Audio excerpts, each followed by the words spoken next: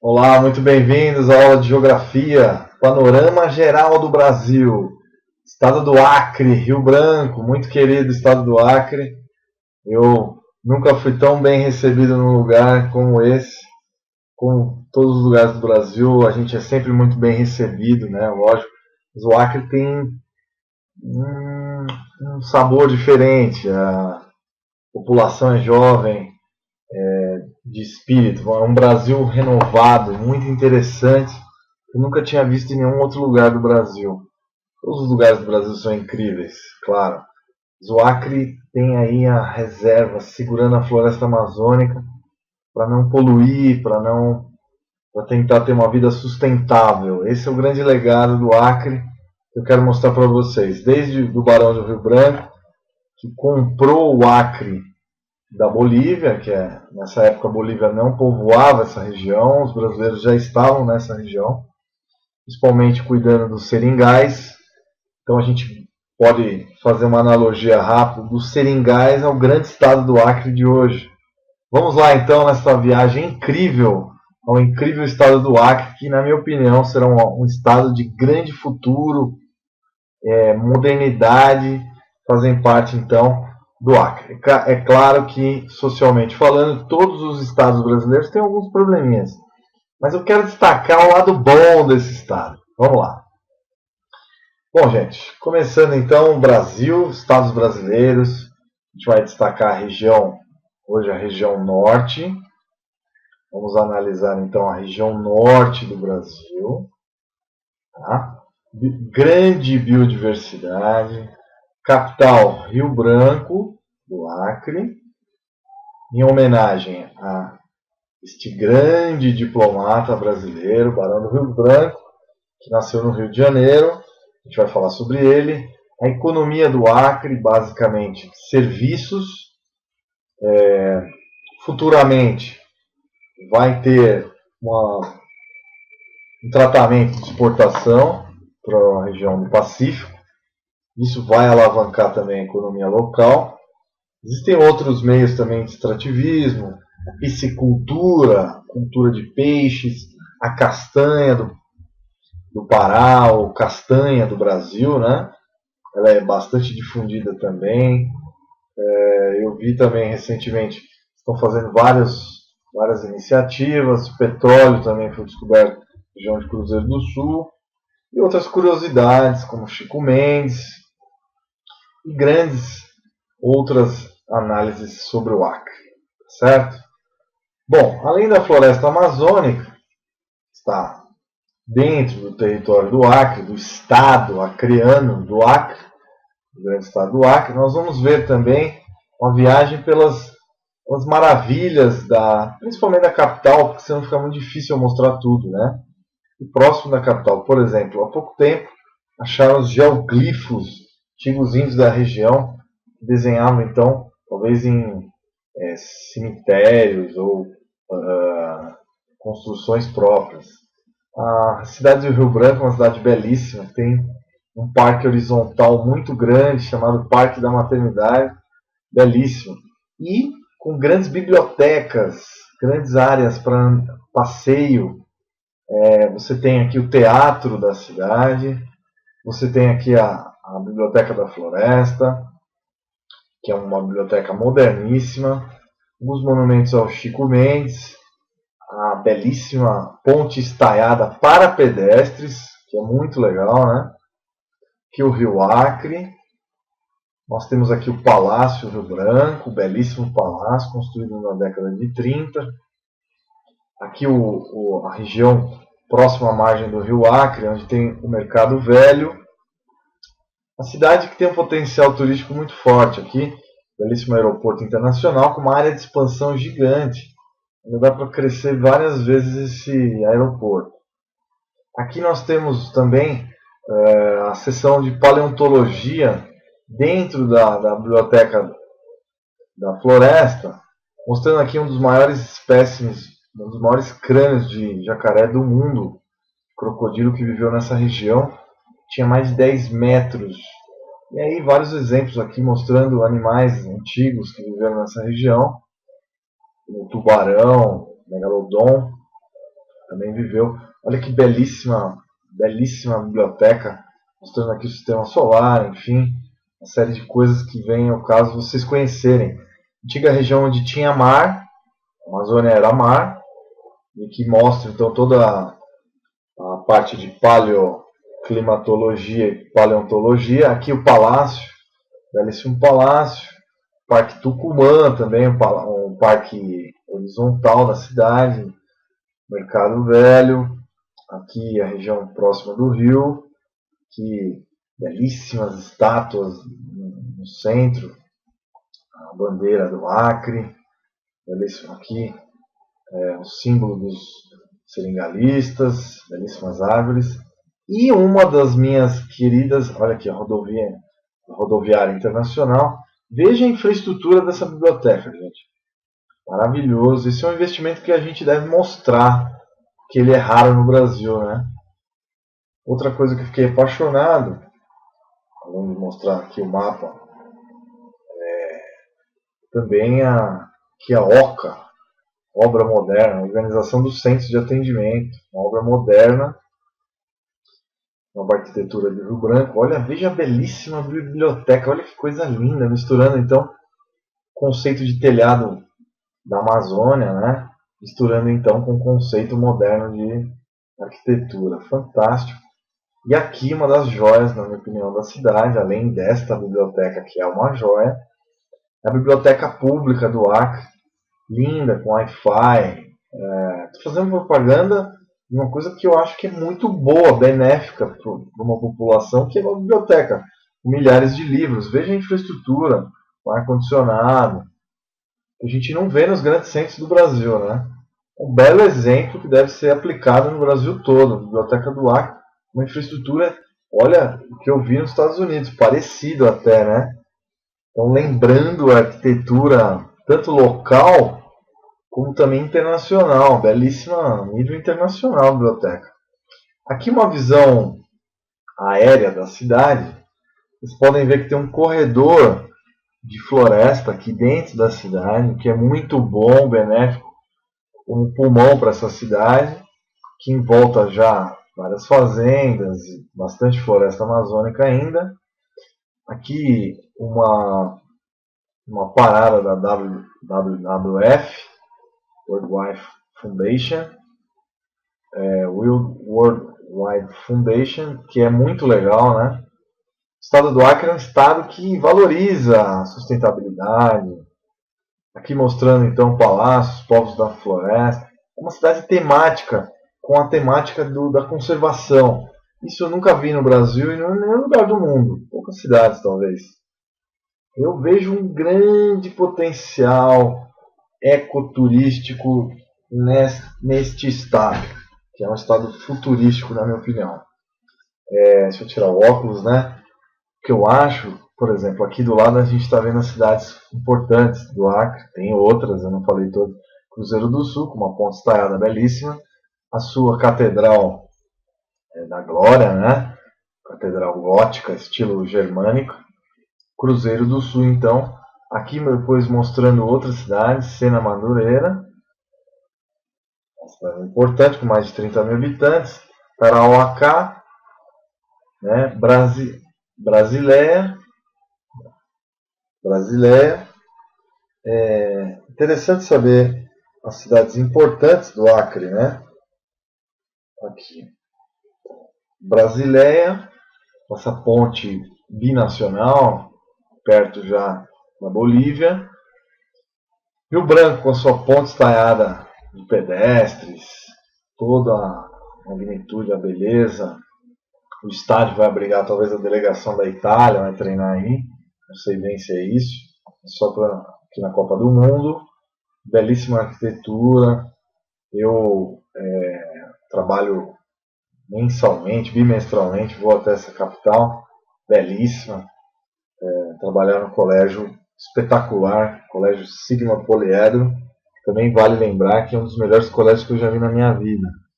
Uma grande gestão. Então há toda uma novidade chegando nessa cidade, que é extremamente interessante. Fico muito feliz de ver uma capital um crescimento bom dessa, com uma universidade federal pujante, que vai ainda se destacar no cenário nacional. Várias outras iniciativas que por ter um pedaço pequeno de espaço nessa aula, não vou poder falar tudo. Aqui a gente vê então a floresta amazônica, as regiões urbanas, um grande potencial ecológico, da biodiversidade, que fiz questão de mostrar aqui uma homenagem da Companhia Azul. Essa foto tem um corporate, JetSite, Gianfranco Betting, e mostrando aqui a bandeira do Brasil, uma das várias companhias aéreas que fazem percurso São Paulo-Acre, por exemplo, que eu gosto tanto de fazer e que mexe comigo a cada momento por ver a Amazônia, por ver uma cidade nova no Brasil com menos de 100 anos, um pouco mais de 100 anos, né? Um pouco mais de 100 anos. Bom, vamos falar agora do Acre, que é um estado que deve o seu nome ao barão do Rio Branco, que negociou, então, barão do Rio Branco. Vamos apagar aqui. Então a gente tem essa grande mostragem, né? Demonstração. Bom, a gente tem então o grande barão do Rio Branco, que é o ícone que deu origem ao nome do estado. Essa aqui é a bandeira, mostrando aqui o verde e amarelo, né? E essa belíssima bandeira do estado. Bom, o estado tem um futuro brilhante, como eu já falei para vocês. Agora eu vou relatar um pouco das particularidades do estado. Vamos lá? Então, começando pela... Então, o Acre é um dos 27 unidades da Federação Federativa do Brasil, localiza-se no sudoeste da região norte, então sudoeste, precisamente extremo oeste do Brasil, né? Faz fronteira com duas unidades federativas, o Amazonas ao norte e Rondônia ao leste, né? Rondônia ao leste. E dois países, a Bolívia, então ele vai fazer fronteira com a Bolívia, certo? Bolívia e o Peru. Então é muito importante que a gente saiba isso. Sua área é de 164.123 mil quilômetros quadrados, equivale ao Nepal, tamanho do Nepal. Essa área responde inferiormente a 2% do todo do país. De acordo com os geógrafos, se trata de um dos estados com a menor densidade demográfica, o que pode ser visto como uma coisa boa. Pouca população ainda, mas que vai ter uma renda alta no futuro, possivelmente. Nem sempre ter muita população é bom, né? Bom, e ainda pode crescer muito sua população. Foi o estado mais recente que foi povoado efetivamente pelos brasileiros. Nele localiza-se a extremidade ocidental brasileira, ó, extremo ocidental. Tá? A cidade onde estão sediados os poderes executivo, legislativo e judiciário é então Rio Branco. Né? Outros municípios com população superior a 30 mil habitantes são Cruzeiro do Sul, a gente viu aqui, né? Feijó, que eu não demonstrei aqui, Sena Madureira, Senador Guiomar e Taraucá. Bom, para não ter problema, eu vou mostrar uma fotinha também. Bom, continuando aqui é a cidade de Feijó, né, que fica nessa região aqui mais central do Acre. Bem interessante também. Bom, existem várias particularidades do estado do Acre que a gente vai ver. Um deles é o crescimento que vai existir nesse século XXI. Com certeza, um dos estados que mais vai crescer no país. Então, está aí as cidades principais, né?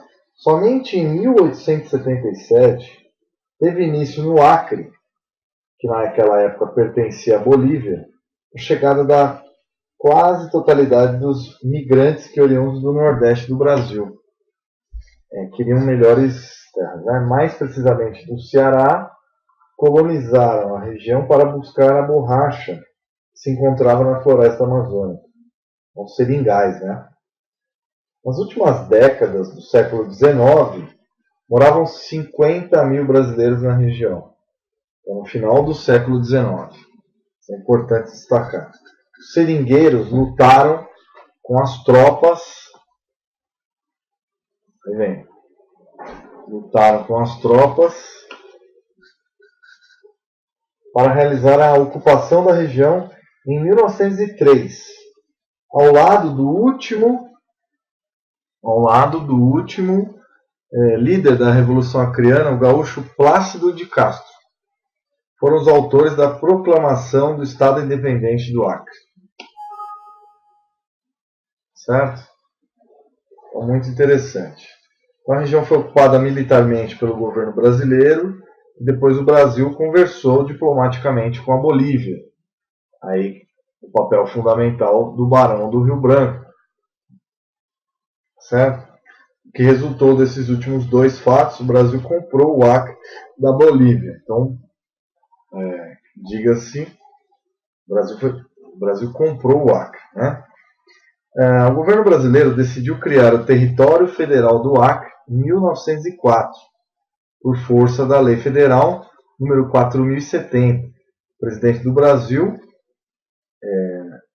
bem depois, João Goulart, elevou o Território Federal do Acre à categoria de Estado em 1962. Então, em 1962, o Acre se torna um Estado da Federação.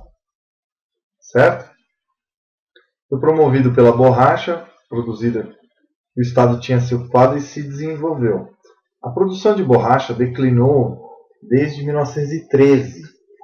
Porém, ainda em tempos atuais, o Acre é um dos estados que mais produzem e exportam borracha. Hevea látex coagulado, então, da seringueira. A altitude média do estado é de 200 metros. Um relevo, definição de território acreano, tá? Como um relevo com definição de planalto, mas próximo de planície, né? Mais para planície.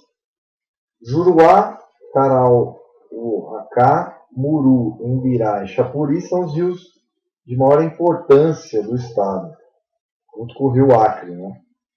As principais atividades econômicas do estado são o trabalho de extrair borracha, castanha, pecuária e agricultura. 2 horas anteriores ao fuso horário de Brasília, DF, ele está localizada a última localidade brasileira, a ter visão do sol nascente. Na Serra da Moá, na fronteira com a República do Peru, a intensidade do extrativismo vegetal tem atingido o ponto mais alto no século XX. Então, a última visão do sol é na Serra do Moá, próxima à República do Peru. Outro fator é a intensidade do extrativismo vegetal, que atingiu no século XX o máximo, né?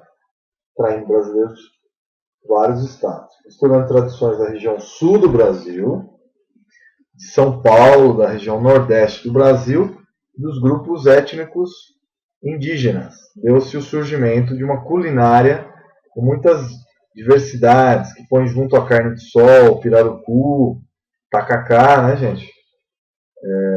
Pratos como tucupi, o molho cujo ingrediente é a mandioca. O transporte pluvial, por meio de rios, né, é também muito importante. Se concentra nos rios Juruá e Moá, no oeste do estado, Tarauacá e Envira, no noroeste, em um dos mais importantes meios de transporte, junto com a BR 364, ligando o Rio Branco até Cruzeiro do Sul. O governo brasileiro recentemente asfaltou, construiu as pontes onde antigamente era preciso atravessar por meio de balsas.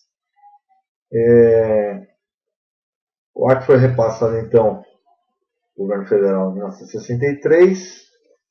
Talvez a palavra tupi, acriu, significa Rio Verde. Então a origem da palavra acre, né? Dormir, sossegar, significa também outras corruptelas. Aquiri, né? O vocábulo do dialeto Upurinã, Umacuru, Umaquiri, feito exploradores que chegaram à região. Também existe a opinião da raiz etimológica de Aquiri, a partir das palavras Yassiri e Siri, que significam água corrente, veloz.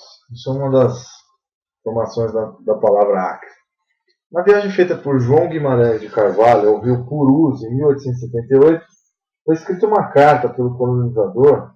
Teve como destinatário o comerciante paraense Visconde de Santa Elias. Na carta que o colonizador nordestino escreveu, registra-se o pedido de mercadorias que chegaram à boca do rio Aquiri. Devido à incapacidade do entendimento pela letra de João Gabriel, na observação do proprietário, das pessoas que trabalhavam no estabelecimento comercial, sediado em Belém, ou por causa da grafia errônea desse colonizador, que escreveu às pressas como Acre, ou Acre, com que, né? O destino de chegada das mercadorias das faturas foi o rio Acre. O Acre possui alguns apelidos: extremo do Brasil, estado das seringueiras, estado do látex, extremo oeste. Os habitantes naturais do Acre são denominados acrianos. No singular, o gentílico é acriano. Até a entrada em vigor do Acordo Ortográfico de 1990, a grafia correta era acreano, no singular, e no plural acreanos. Em 2009, o novo Acordo Ortográfico, a mudança do gentílico gerou polêmica entre a Academia Acriana de Letras e a Academia Brasileira de Letras, alegando que a mudança significaria a negação das raízes históricas e culturais do Estado, mudando a última letra do fonômino de E para I. Embora ainda gere discussões sobre o assunto, é notório que a imensa maioria da população do Estado não gostou e não adotou o nome gentílico, continuando a se autodenominarem acreanos. Bom, então a história do Acre, né? A região do atual estado, encontra-se inúmeros geoglifos, né? Geoglifos como esse que eu mostrei aqui em cima. Veja lá. Geoglifos, antigos índios da região, né? 10 mil anos, tal. Então, com idade variável de até 2.100 anos. Pela complexidade, remetem a civilizações pré-colombianas, mostrando elevado grau de conhecimento em várias áreas e domínio de avançadas técnicas de movimentação de terra e água. As últimas escavações fizeram uma descoberta importante em Chapuri. Um buraco de esteio em boas condições foi localizado em um geoglifo de formato redondo, reforçando a tese que os índios daquela época poderiam ter usado fortificações paliçadas para habitação e segurança. Até o início do século XX, o Acre pertencia à Bolívia, como já havia falado, né? Em 1899, os bolivianos tentaram assegurar o controle da área, mas os brasileiros se revoltaram e houve confrontos fronteiriços, gerando um episódio que ficou conhecido como Revolução Acreana. Em 17 de novembro de 1903, olha só que interessante, com a assinatura do Tratado de Petrópolis, o Brasil recebeu a posse definitiva, né, da região. O Acre foi então integrado ao Brasil como território, dividido em 3 departamentos. O território passou ao domínio brasileiro, certo? Como território, tá? Em torno do pagamento de 2 milhões de libras esterlinas de terras de Mato Grosso e de acordo com a construção de estrada, a famosa estrada de ferro Madeira-Mamoré. Bom, tendo sido unificado em 1920, em 15 de junho de 1962, foi elevado à categoria de Estado, como já havia falado, o primeiro a ser governado por uma brasileira, a professora Yolanda Fleming. Durante a Segunda Guerra Mundial, entre 1939 e 1945, os seringais da Malásia foram ocupados pelos japoneses. Na mesma época, a Tailândia, um grande produtor de borracha, participou da guerra ao lado do eixo. Assim, o Acre representou a principal fonte de borracha dos aliados durante a guerra. Olha que interessante. Ciclo da borracha. Em reconhecimento à contribuição produtiva do Acre em prol da vitória aliada, dentre outras motivações, o Brasil conseguiu recursos norte-americanos para a construção da Companhia Siderúrgica Nacional e assim alavancar a industrialização até a então estagnada do Centro-Sul, que não possuía ainda indústrias pesadas de base. A indústria do Centro-Sul ainda era meio estagnada, no começo do século, era mais substituição de importações, mas no período da guerra então teve um grande impacto com a ajuda do Acre, entre outros estados, da borracha.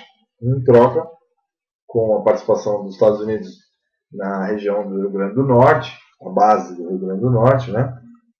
Ele teve essa troca de acordos com Washington, acordos de Washington.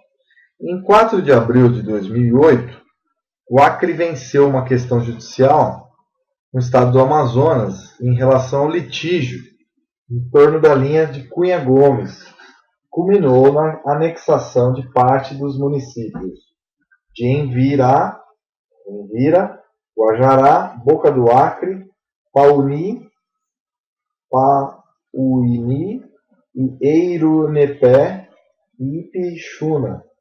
A redefinição territorial consolidou a inclusão de 1,2 milhões de acres do complexo florestal Liberdade, Gregório e Mogni ao território do Acre, que corresponde a 11.583,87 km². Bom, agora falando do povoamento inicial, né, do Acre, muito importante também, povoamento dessa belíssima região do Acre, né? Então a gente vai analisar aqui o povoamento inicial do Acre. Bom, as secas nordestinas e o apelo econômico da borracha, produto que no fim do século XIX começava a sua trajetória de preços altos nos mercados internacionais. Escreve-se entre as causas predominantes na movimentação de massas humanas em busca do Eldorado acreano.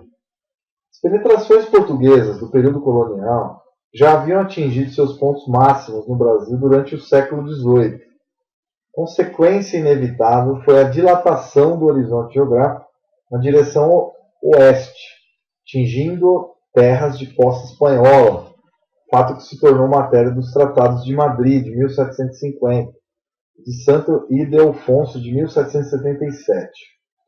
Ambos os tratados, partindo das explorações feitas por Manuel Félix de Leme nas bacias do Guaporé e do Madeira, estabeleceram como linha divisória das possessões respectivas na área em questão os leitos do Mamoré e do Guaporé, até o seu limite máximo ocidental, na margem esquerda do rio Javari.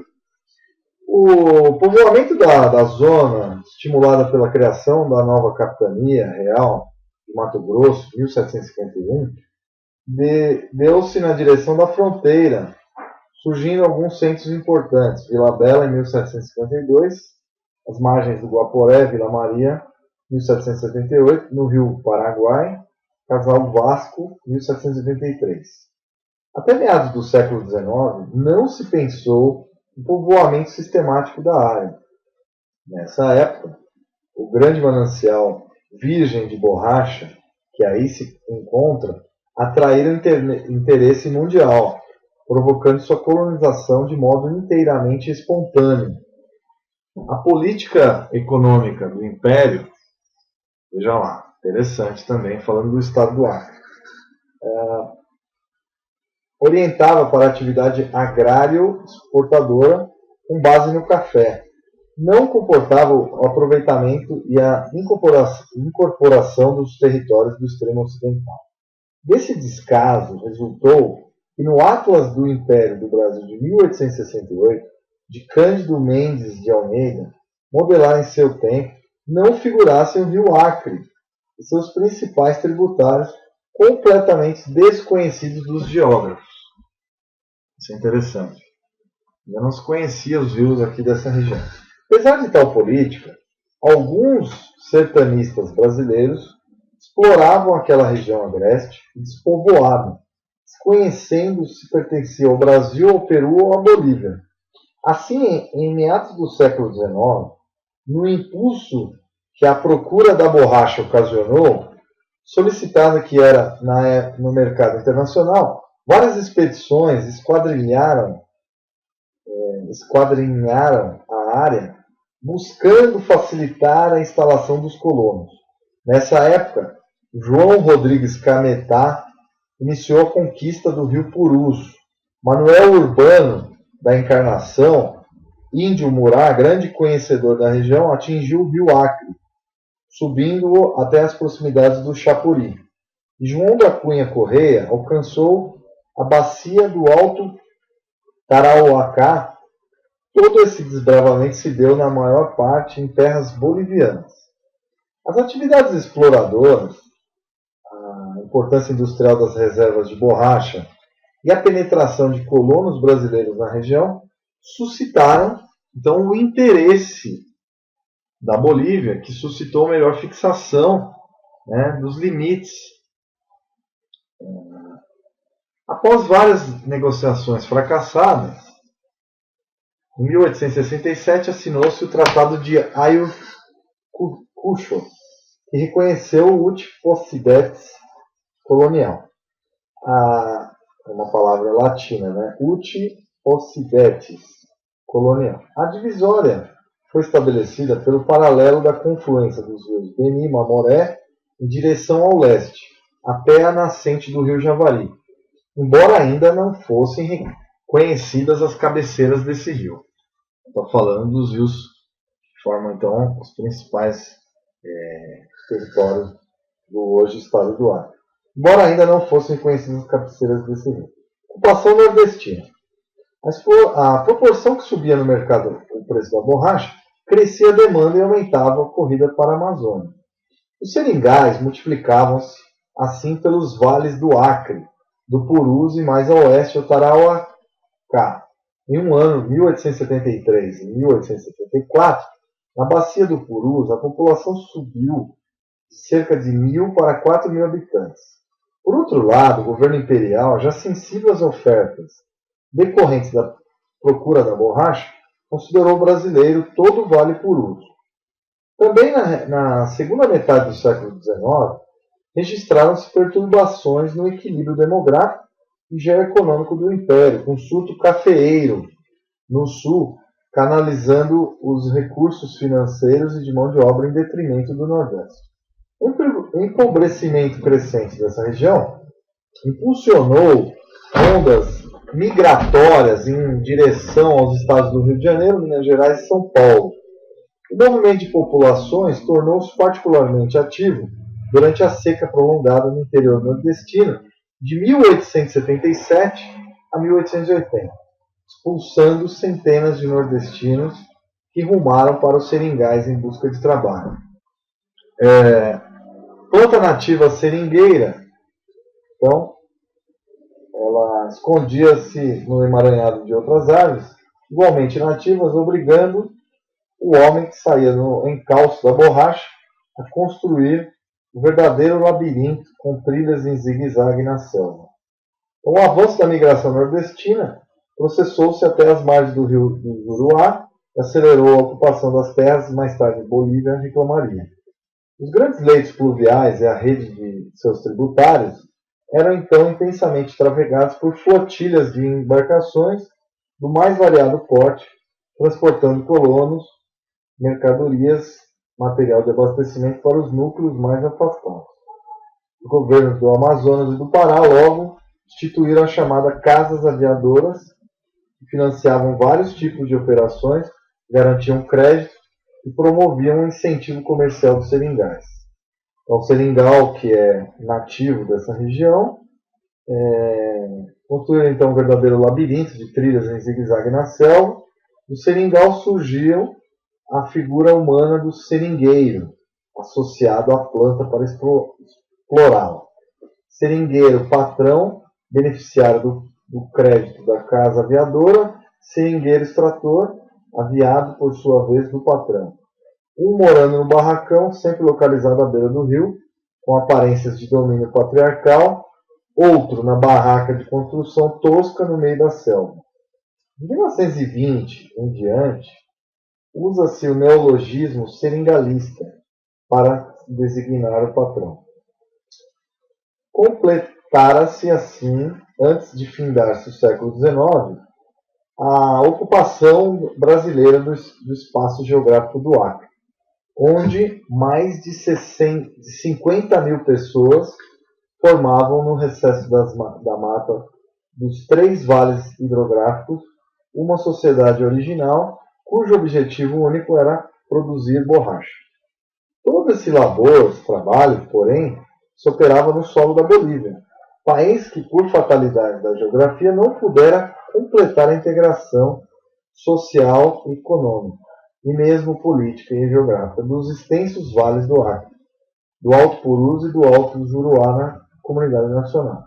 Com efeito, no artigo 2º do Tratado de Ayacucho, concluído pelo Brasil e pela Bolívia em 1867, mandara que a linha fronteira fosse uma paralela tirada da fossa do rio Beni com uma maré 10 graus e 20 minutos, até encontrar a nascente do rio Javari. Com um adendo, se o Javari tivesse as nascentes ao norte dessa linha de leste-oeste, a fronteira correria então desde a mesma latitude por uma reta a buscar a origem principal do Javari. No ano de 1877, época dos primeiros estabelecimentos brasileiros no Acre, ninguém sabia por onde passava o limite previsto naquele tratado. Ignorava-se, por outra parte, a exata latitude do nascente do Javari. Eram problemas técnicos geográficos difíceis de se resolver por presteza, devido à falta de recursos materiais. A direção dos rios da borracha foi a trilha natural da conquista nordestina, sobretudo do cearense, da qual também participaram grupos paraenses e amazonenses. Agora falando da Revolução Acreana, pessoal, muito interessante a nossa análise do Acre, vendo tanto a análise histórica como geográfica, né? Então está aí, belíssima análise do Acre e seu desbravamento. Aqui eu vou deixar fotos aqui dessa belíssima biblioteca, né? Que eu fiquei apaixonado desde o início por essa biblioteca fantástica.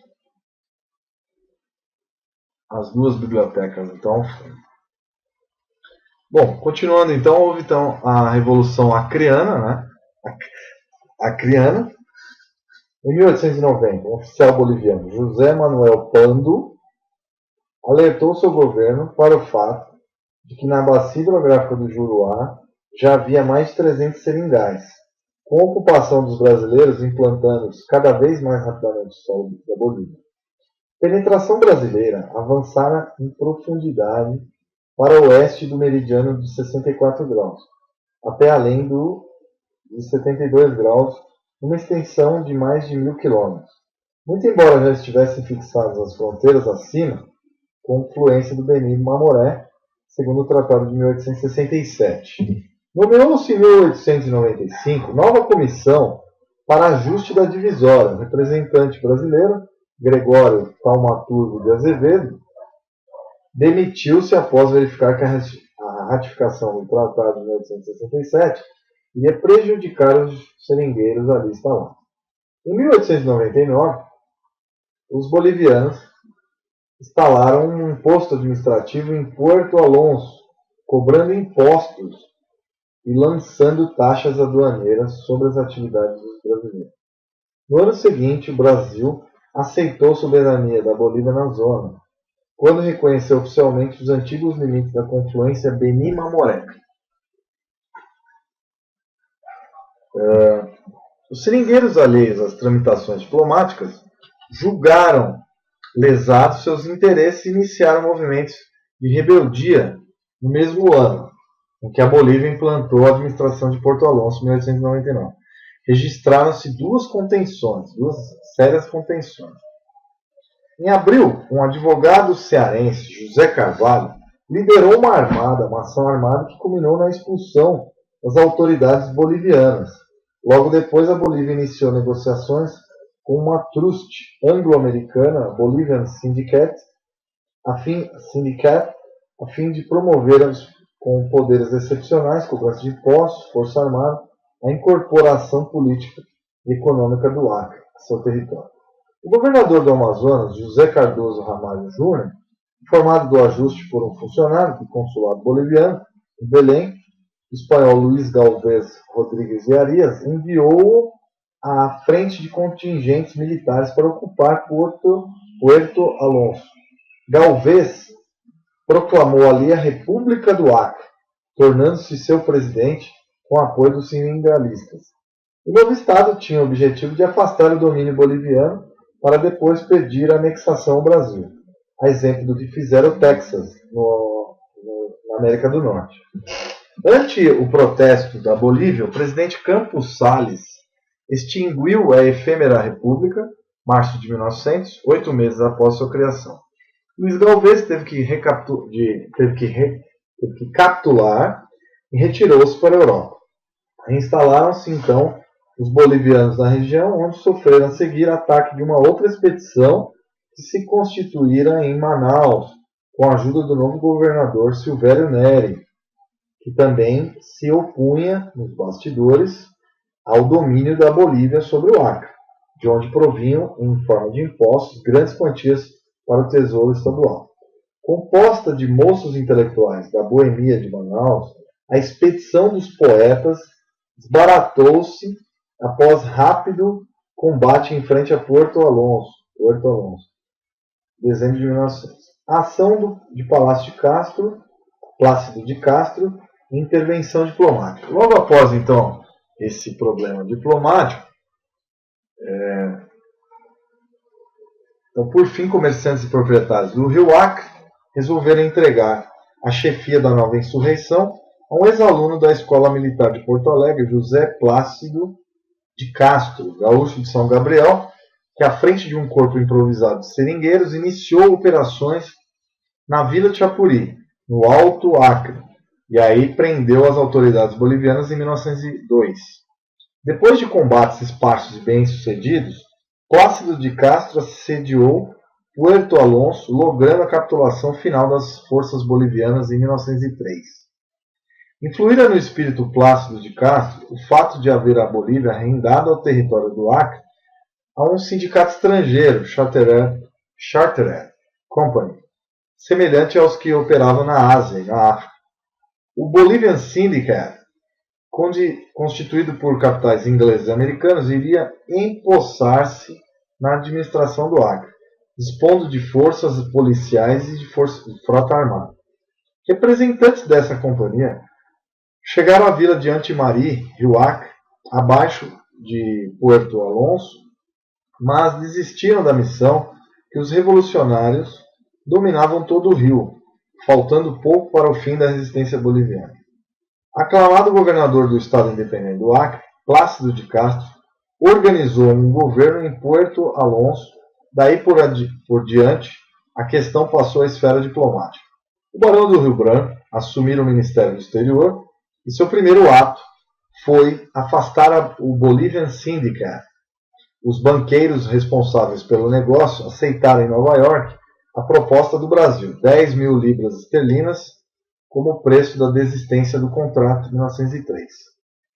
Subsequentemente, o Rio Branco ajustou à Bolívia um modus vivendi que previa a ocupação militar do território até o paralelo 10 graus, 20 minutos, por destacamento do Exército Brasileiro, na zona que se designou Acre Setentrional, do paralelo 10 graus 20 minutos para o sul, o Acre Meridional subsistiu a governança de Plácido Castro, sediado em Chapuri. A 17 de novembro de 1903, Rio Branco e o plenipotenciário Assis Brasil assinaram com os representantes da Bolívia o Tratado de Petrópolis, pelo qual o Brasil adquiriu o Acre por compra de 2 milhões de libras esterlinas ou 36.268 contos, né?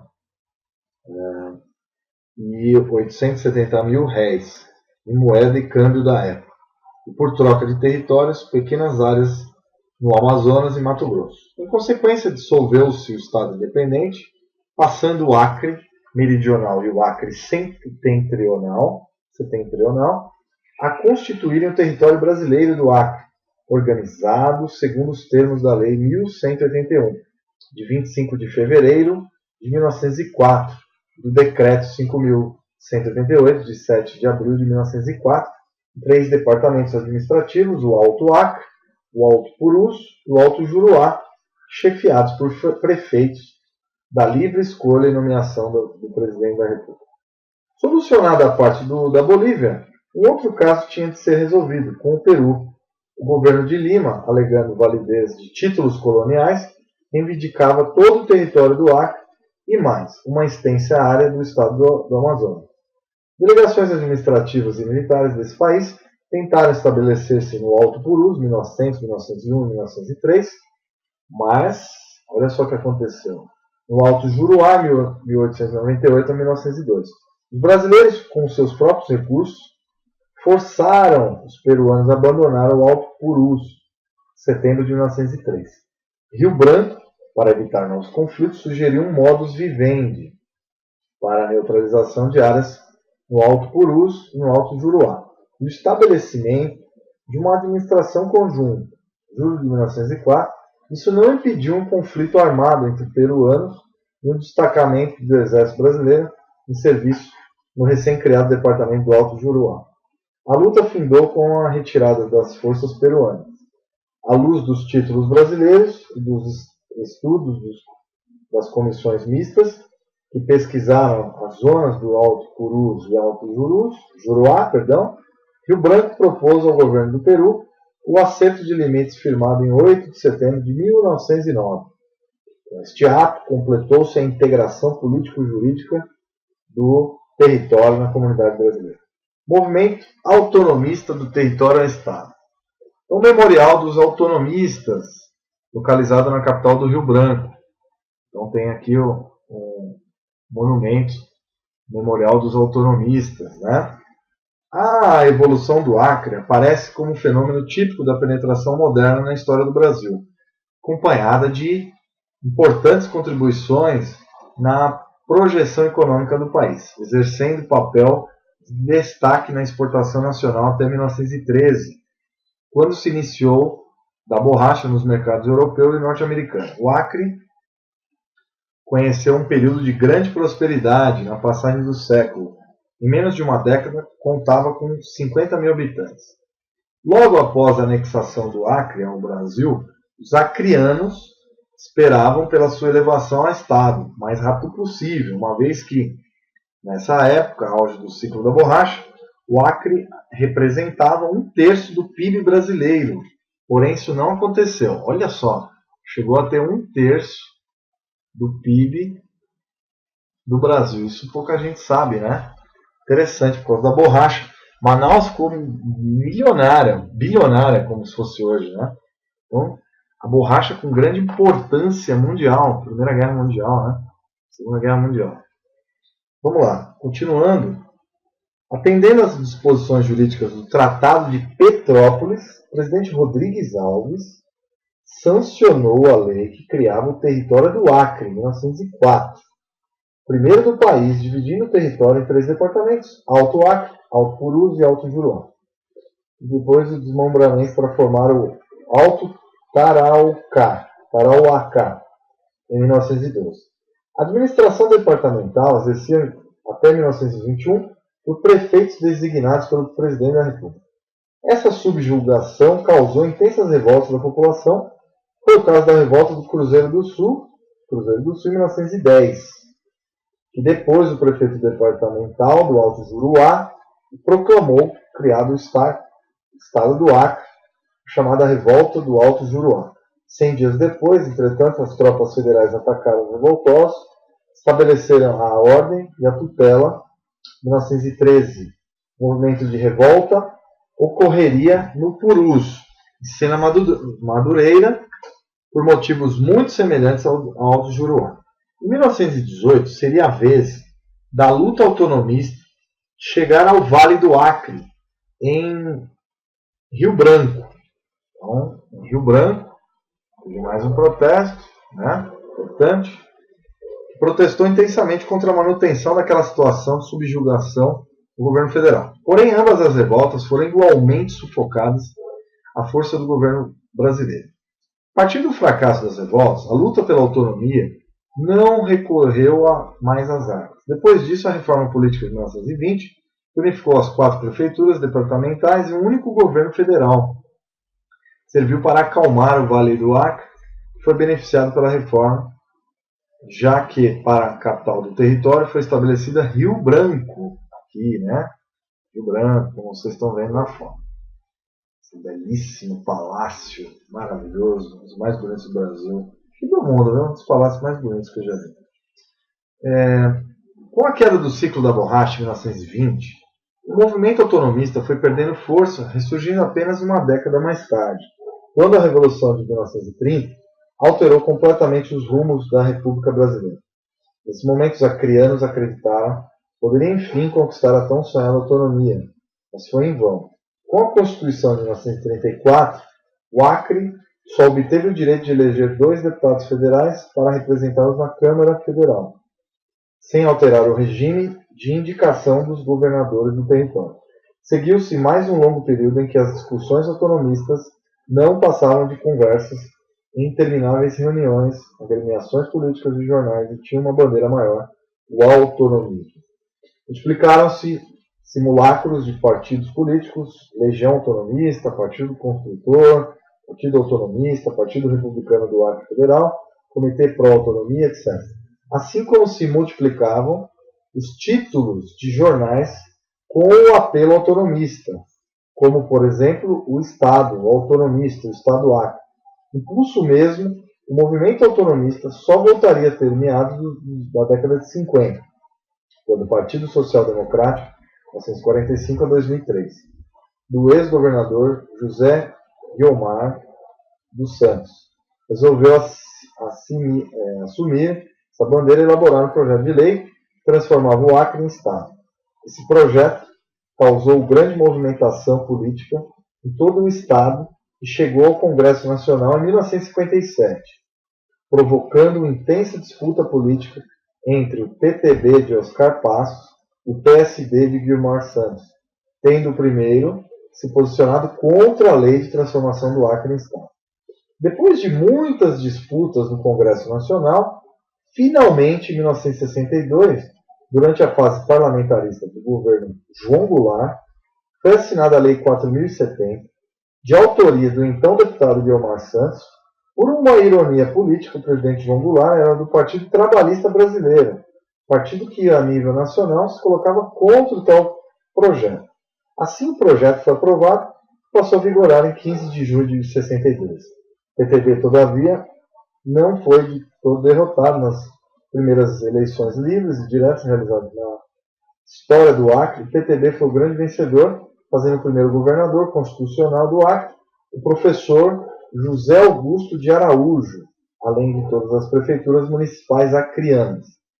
A década de 60 iniciou-se o segundo ciclo de esforços para acelerar o progresso da área amazônica, com a criação da Superintendência do Desenvolvimento da Amazônia, SUDAM, 1966.